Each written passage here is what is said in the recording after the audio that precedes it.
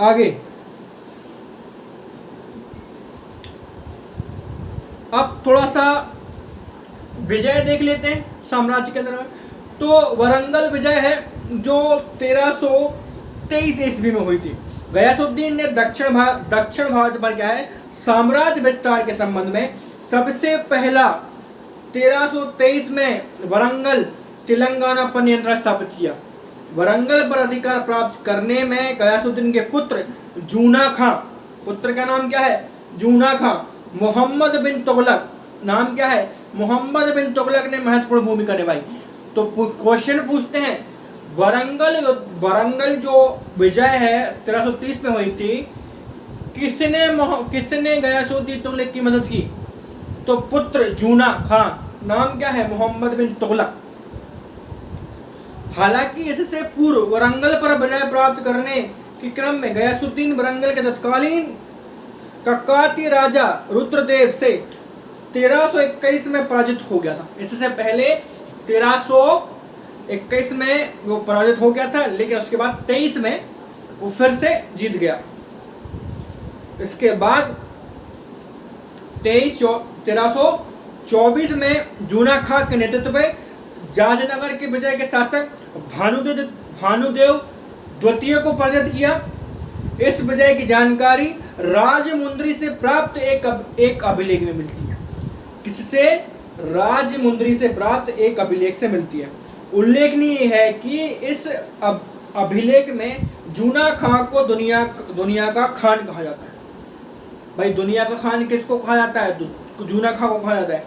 जाजनगर उड़ीसा में वैतरणी नदी के तट पर स्थित एक सो प्रांतीय है। ठीक, उसके बाद तिरहुत विजय में देखें कब हुई थी? 1324 में। जाजनगर विजय से लौटते समय जूना खां ने धन लूटने के उद्देश्य से वर्तमान उड़ीसा के तिरहुत नामक प्रांत पर आक्रमण किया। जूना खां ने धन के लालसा में इस दौरान जूना खां के तत्कालीन तिरहुत शासक हरिसेन देव को भी पराजित कर दिया और दिल्ली का एक अंग बना लिया। समझ पा रहे हो? आगे मंगोल विजय की बात करते हैं। कब हुई? 1324 ईसा में। जिस समय जूना खां दक्षिण भारत के अभियानों में व्यस्त था, उसी समय मंगोल भारत पर पुनः आक्रमण कर रहे थे, या किंतु गयासुद्दीन तुगलक ने मंगोलों को परास्त कर दिया। एक तरफ पुत्र दक्षिण भारत को जीतने में व्यस्त, एक तरफ पिता मंगलों को समाप्त करने में व्यस्त। क्या मतलब तुकबंदी है। उसके बाद अब यहां बात करते हैं किसकी? गयासुद्दीन तुगलक की मृत्यु की। 1325 बहुत शासन कर लिया, बहुत नीति बना ली, बहुत साम्राज्य विस्तार कर लिया, लेकिन अंततः सबको किसी न किसी को एक दिन तो मरना है। तो वही बात आ जाती है गयासुद्दीन तुगलक की मृत्यु के बारे में। कब होती है? 1385 से। तो जब गयासुद्दीन तुगलक खुसरो शाह के सुल्तान काल में उत्तरी पश्चिमी सीमा का प्रांत शासन था, उस दौरान खुसरो शाह द्वारा प्रसिद्ध सूफी निजामुद्दीन औलिया को व्यापक धन दक्षिण के रूप में दिया जाता था। भाई एक पृष्ठभूमि बना रहे हैं अपन किसकी? गयासुद्दीन की मृत्यु की। तो जिस समय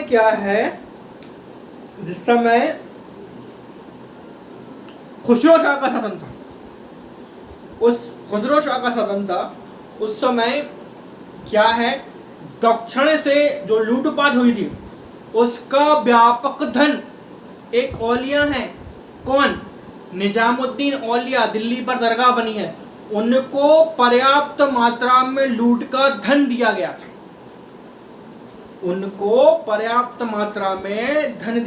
दक्षिण विजय का। गयासुद्दीन तुगलक खुसरो शाह की इस धार्मिक प्रवृत्ति से असंतुष्ट था। भाई खुसरो शाह की ये नीति से तुगलक शाह असंतुष्ट था कि भारी मात्रा में धन या लूट एक संत को देने से क्या मतलब है। इसी बात पर क्या है विवाद। अतः दिल्ली का सुल्तान बनते ही उसने निजामुद्दीन औलिया से खुसरो द्वारा दिए गए धन की वापसी की मांग की। समझ पा रहे हो? दिल्ली का सुल्तान जब बन गया तो उसने निजामुद्दीन औलिया से वही धन जो कि दक्षिण विजय की प्राप्ति के बाद खुसरो शाह ने निजामुद्दीन औलिया को दिया था, वो धन उसने निजामुद्दीन औलिया से मांगा। इससे निजामुद्दीन औलिया तथा गयासुद्दीन तुगलक के मध्य संबंधों में तनाव आ गया। भाई अब दोनों में तनाव आ गया, उसने मांगा ने दिया नहीं, तो तनाव उत्पन्न हो गया। इसी दौरान गयासुद्दीन तुगलक मंगोल के आक्रमण से बचाव के लिए दिल्ली के समीप सुरक्षित प्राचीर से युक्त एक विशाल किले का निर्माण करवा रहा था। भाई एक प्रकार से मंगोलों से बचना था, तो एक प्रकार से किले का काम भी लगा दिया था, किले बनवाने का काम भी लगा दिया था। आगे गयासुद्दीन चाहता था कि इस किले का निर्माण शीघ्र संपन्न हो, अतः उसने शहर के समस्त मजदूरों का, जो समस्त मजदूर हैं, उसको इस निर्माण कार्य में लगा दिया था। इसी समय निजामुद्दीन औलिया भी एक बावड़ी का निर्माण करवा रहा था, जिस पर श्रद्धा पूर्वक मजदूर रात्रि में कार्य करते थे। समझ पा रहे हो? एक तरफ गयासुद्दीन तुगलक बनवा रहा है किला मंगोलों से बचने के लिए, और एक समय जो निजामुद्दीन औलिया है वो एक बावड़ी बनवा रहे हैं, और उनका जो कार्य है वो मजदूर रात में कर रहे हैं। उसके बाद देखते हैं बंगाल विद्रोह के दमन। बंगाल विद्रोह के दमन 1324 ईस्वी में क्या है के दौरान गयासुद्दीन तुगलक अपने पुत्र जूना खां के निजामुद्दीन औलिया का शिष्य बनना तथा औलिया द्वारा जूना खां के सुल्तान बनने की भविष्यवाणी की सूचना मिली थी। यहाँ पर उस जो गयासुद्दीन तुगलक है उसका भी रोल है, चूंकि जो क्या है मोहम्मद बिन तुगलक गयासुद्दीन का पुत्र, वो औलिया का शिष्य बनना चाहता था, और औलिया द्वारा ऐसी बात कह दी थी कि भैया तुम ही भविष्य में क्या है सुल्तान बनोगे। तो ये कहीं ना कहीं उसके मन में बात लग गई थी कि भाई इतना बड़ा संत के मतलब बोल रहा है कि सुल्तान बनी।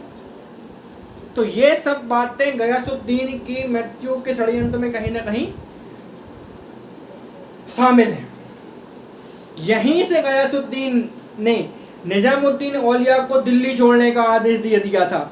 क्यों भाई? यही बात उसके पिता को पता चले कि भैया तुम तो मतलब पुत्र को भड़का रहे हो, एक तो मेरा पुत्र तुम्हारा शिष्य बन रहा है और दूसरा तुम मुझसे कह रहे हो कि तुम ही भविष्य में दिल्ली के सुल्तान बनोगे।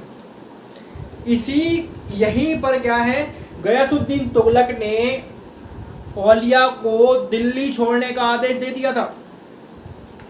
दरअसल निजामुद्दीन औलिया की दिल्ली पर सीमावर्ती क्षेत्रों में धार्मिक दृष्टिकोण से बहुत लोकप्रियता थी, इसीलिए गयासुद्दीन तुगलक को मृत्यु दंड या उसकी हत्या नहीं कर सकते थे। ये तो मानना है कि भैया उस समय उनकी धार्मिक मतलब प्रसिद्धि बहुत बड़ी थी, तो किसी संत को मरवा नहीं सकता था। अगर उनको मरवा दिया जाता या उनकी हत्या करा दी जाती तो क्या है धार्मिक रूप से क्या है विद्रोह उत्पन्न हो जाता, तहस नहस हो जाती एक प्रकार से व्यवस्था। इस प्रकार से उनकी मृत्यु भी नहीं कराई जा सकी। इसी संदर्भ में सूफी संत ने सुल्तान गयासुद्दीन के लिए कहा था, हुनुज दिल्ली दूरस्थ, अभी दिल्ली दूर है। उसके बाद क्या है 1325 ईस्वी में बंगाल विजय के बाद वापसी लौटते समय दिल्ली से कुछ दूर जोना खां सुल्तान के पुत्र द्वारा सुल्तान के स्वागत के लिए बनाए गए लकड़ी के महल के गिर जाने से सुल्तान की मृत्यु हो गई। भाई सुल्तान के स्वागत के लिए कौन बना रहा था सुल्तान के स्वागत के लिए महल, लकड़ी का महल, उसका पुत्र, और बनाते बनाते वो गिर गया, उसकी मृत्यु हो गई।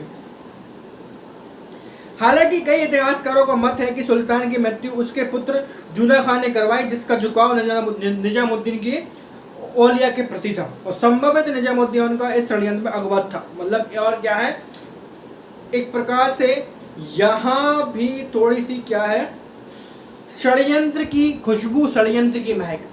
तो कि चूंकि इतिहासकार मानते हैं कि गयासुद्दीन की मृत्यु के पीछे उसके पुत्र जूना खां मोहम्मद बिन तुगलक का हाथ, और ऐसा उनका कहना है कि इस षड्यंत्र के बारे में पहले से जानकारी किसको थी? निजामुद्दीन औलिया को, या हो सकता है निजामुद्दीन औलिया भी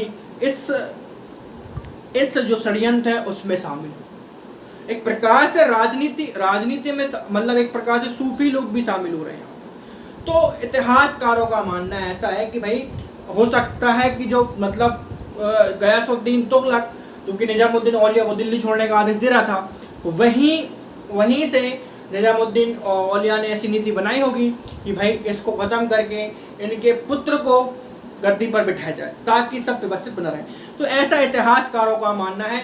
ना तो आप देखने गए हो, ना तो मैं देखने गया हूँ, तो जैसा इतिहासकार ने बताया है वैसा हम मान रहे हैं। और एक्चुअली जब हम सही नॉलेज, सही चीज़ें तब जान सकते हैं, तब हमें इतिहास को देखने का मौका मिले, या इतिहास ये कोई टाइम मशीन है तो हम वहाँ पहुँच जाएं और चीज़ों को उसी प्रकार से देखें जिस प्रकार से रियल घटित हुई है। तो यहाँ तक गयासुद्दीन का टॉपिक खत्म होता है।